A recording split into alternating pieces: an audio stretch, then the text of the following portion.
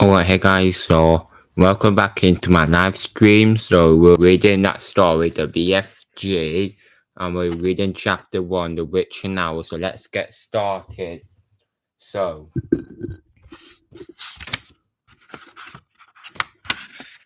it was about, so I'm going to read about Witch and Owl. So Sophie couldn't sleep. A brilliant moonbeam was slanting through a gap in the curtains. It was shining right onto her pillow. The other children in the dormitory had been asleep for hours. Sophie closed her eyes and lay quite still. She tried very hard to doze off. It was no good. The moonbeam was like a silver blade slicing through the room onto her face. The house was absolutely silent. No voices came up from downstairs. There were no footsteps on the floor above either. The window behind the curtain was wide open, but nobody was walking on the pavement outside. No cars went by on the street. Not the tiniest sound could be heard anywhere. Sophie had never known such as silence. Or do you know about what happened? Type in the live chat below. So it was about this story, The Witch and Owl. So what do you think of it, guys? Type in the live chat.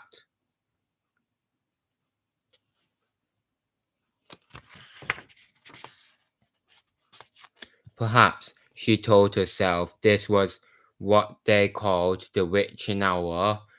The witching hour, somebody had once whispered to her, was a special moment in the middle of the night when every child and every grown-up was in a deep, deep sleep, and all the dark things came out from hiding and had the world to themselves.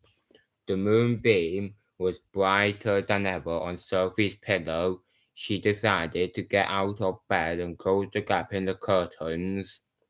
You got punished if you were caught out of bed after lights out, even if you said you had to go to the lavatory. That was not accepted as an excuse, and they punished you just the same. But there was no one about now. Sophie was sure of that.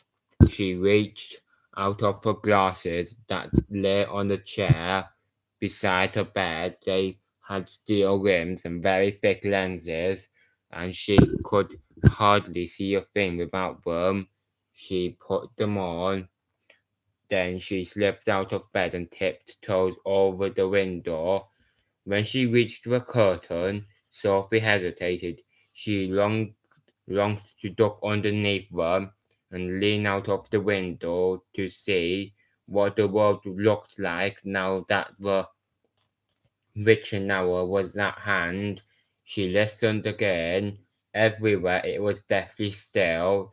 The longing to look out became so strong she couldn't resist it. Quickly she ducked under the curtain and leaned out the window.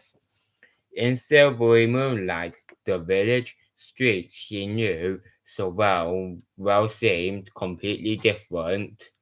The houses looked bent and crooked, like houses in a fairy tale.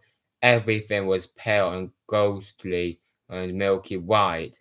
Across the road, she couldn't see Mrs. Rance's shop, where you bought the buttons and wool and bit of elastic. It didn't look real.